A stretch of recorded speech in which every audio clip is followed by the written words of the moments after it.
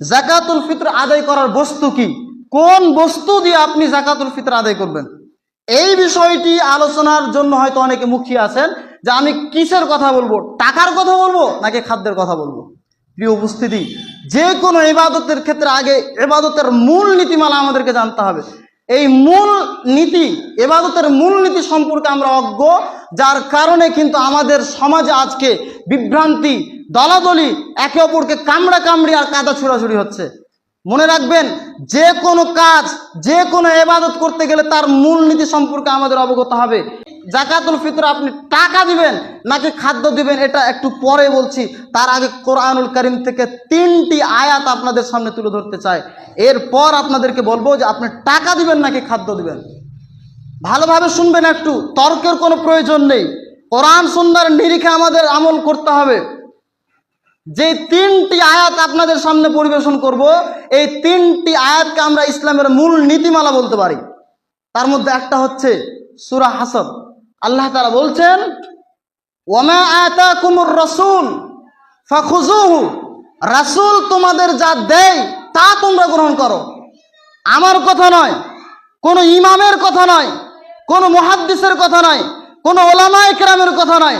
যিনি আমাদের সৃষ্টিকর্তা, মহান স্রষ্টা আল্লাহ রাব্বুল আলামিন কোরআনুল কারীমে নিজে বলছেন, ওয়ামা আতাকুমুর রাসূল, রাসূল তোমাদের যা দেয় ফাখুযুহু, তা তোমরা গ্রহণ করো, ওয়ামা নাহাকুম আনহু ফান্তাহু, আর যা তোমাদেরকে নিষেধ করে তা থেকে তোমরা বিরত থাকো। এটা হলো একটা আয়াত। তারপর আরো একটি আয়াত, সেটা হচ্ছে সূরা নিসার 59 নম্বর আয়াত।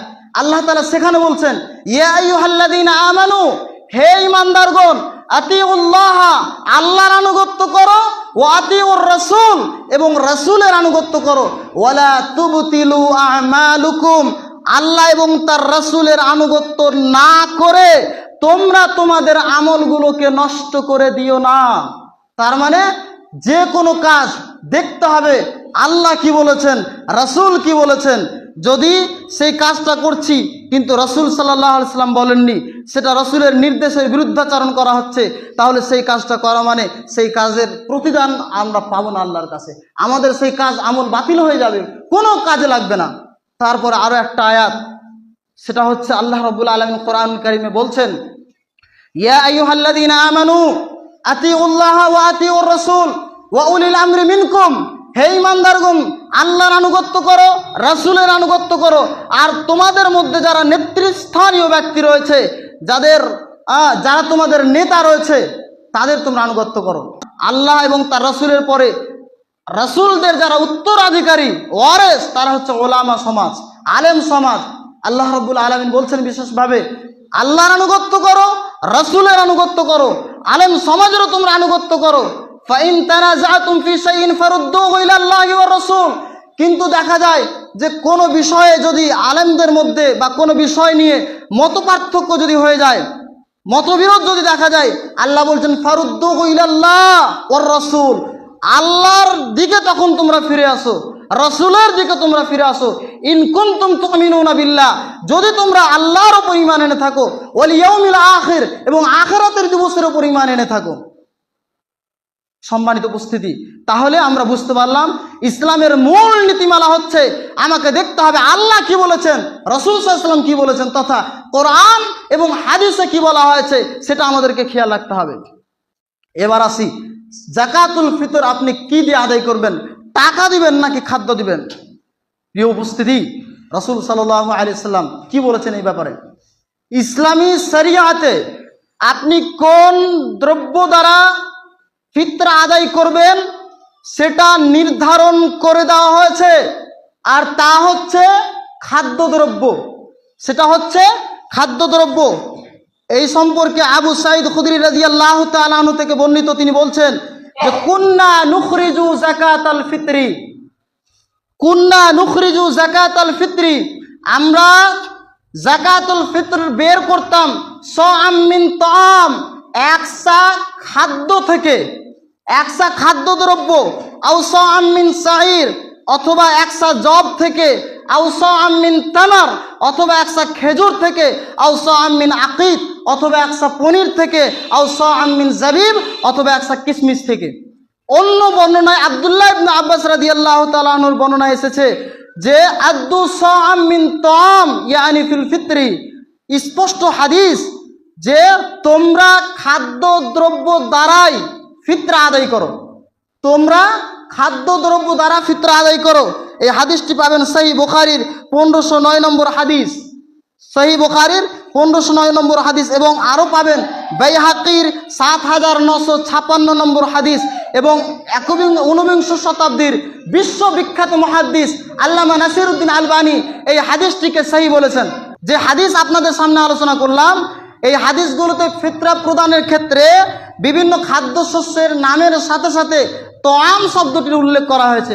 তোয়াম মানে হচ্ছে খাদ্য, খাবার যেগুলো, আর খাদ্য বলতে বোঝানো হচ্ছে দৈনন্দিন জীবনে মানুষ যেগুলোকে প্রধান খাদ্য হিসাবে গ্রহণ করা থাকে। এবং এই ফিতরায় খাদ্য দেওয়ার ব্যাপারে একটি নয়, দুইটি নয়, আপনাকে মনে রাখতে হবে সিহা সিত্তায় 41টি হাদিস বর্ণনা করা হয়েছে। সহিহ বুখারী, মুসলিম, আবু দাউদ, ইবনে মাজাহ, তিরমিজি, নাসাই, এই যে বিখ্যাত 6টি হাদিস গ্রন্থ রয়েছে, এই 6টি হাদিস গ্রন্থের 41টি জায়গায় 41টি হাদিসে ফিতরায় খাদ্যদ্রব্যের ব্যাপারে কথা বলা হয়েছে। আর শরীয়তের মূল সূত্রের পরিপন্থী হিসাবে ফিতরায় খাদ্যদ্রব্যের পরিবর্তে টাকা দেওয়া যাবে না, যাবে না, যাবে না, আমরা কঠোরভাবে বলতে পারি। এবং যারা বলছে টাকা দেওয়া যাবে তাদের সঙ্গে যে কোনো সময় বসতে প্রস্তুত, তারা তাদের পক্ষে যারা আলেম সমাজ আছে তারা নিয়ে আসুক, এবং যারা খাদ্যের পক্ষে যারা আমাদের আলেম ওলামা আছে আমরা তাদের নিয়ে আসবো। আপনি যেখানে বসতে বলবেন সেখানে আমরা বসবো।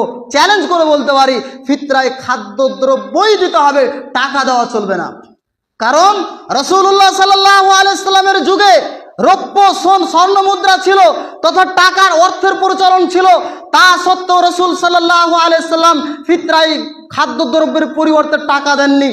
যদি টাকা দেওয়া জায়েজ হতো রাসূল সাল্লাল্লাহু আলাইহি সাল্লাম উম্মতের শিক্ষার জন্য ফিতরায় টাকা দিতেন, অথচ আল্লাহ রাসূল সাল্লাল্লাহু আলাইহি সাল্লাম নিজে অথবা তার সাহাবীরা কোনো দিন কখনো তারা ফিতরায় খাদ্যের পরিবর্তে তারা টাকা দেয়নি।